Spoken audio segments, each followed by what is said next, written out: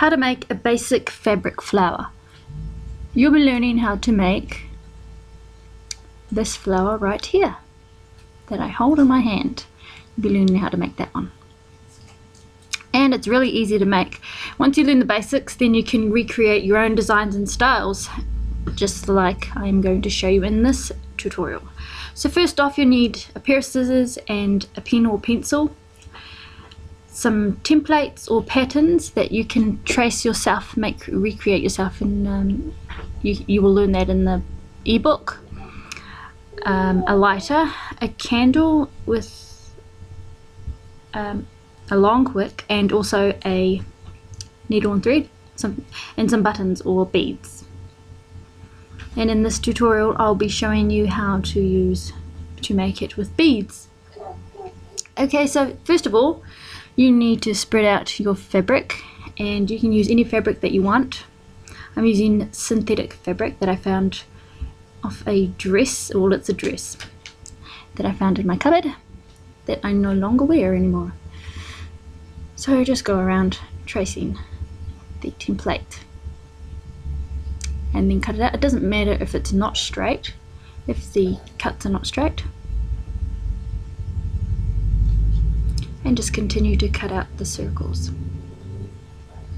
Depending on how many circles you want, you might want to make 2 of each size to make it quite a bushy flower. Now for the singeing techniques part of the flower. Now I recommend you going in to read the ebook. If you haven't already downloaded the ebook, I recommend you go and do that now, just to find out how you can singe the ends of the petals. And you're going to do that for every single petal. And I also recommend keeping a bowl of water or a glass of water close by. This way, if your fingers get burnt, or if one of your flowers get burnt, you can easily throw it into the bowl of water or the cup of water. Right, once you have melted all the edges, it's time to put the flower together. Stacking from biggest to smallest. And now I'm going to show you how you can put it all together. So thread your thread through the needle, and I'll have some tips and techniques on how to do this as well. And we're just going to go right through the middle, right through the top of the first petal, out through the back. It's best to do it this way because you'll be covering it up with some beads or a button.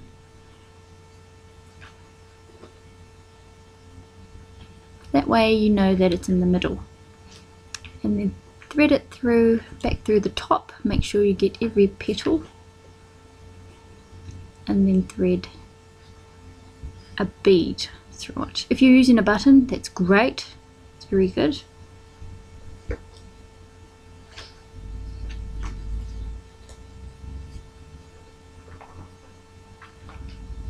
I'm using 3 beads.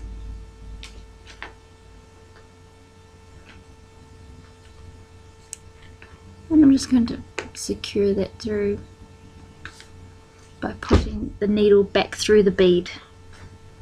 It doesn't show that there, but I promise you it's what I'm doing, just to keep it in place. And then you thread it back up through, but it does not necessarily need to be through the bead again. It is supposed to go through the petal. And then we're going to do the next bead exactly the same way as you did the first bead. Thread it through the bead and then back down the middle of the bead. And then the last bead you're doing,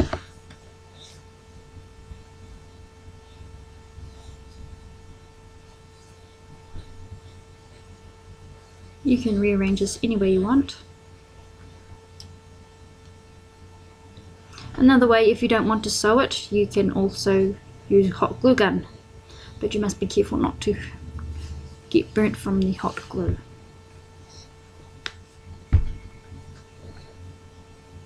The reason why I'm showing you how to do it this way is so that you can have a fair idea of how you can make different designs, and also for those that don't have access to a hot glue gun. And that's pretty much it.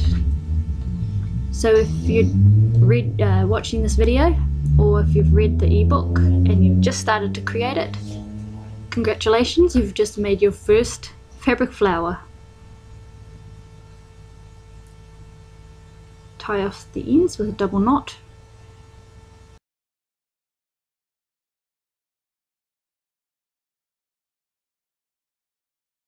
Until you think it is secure. Then snip off the end to make it tidy.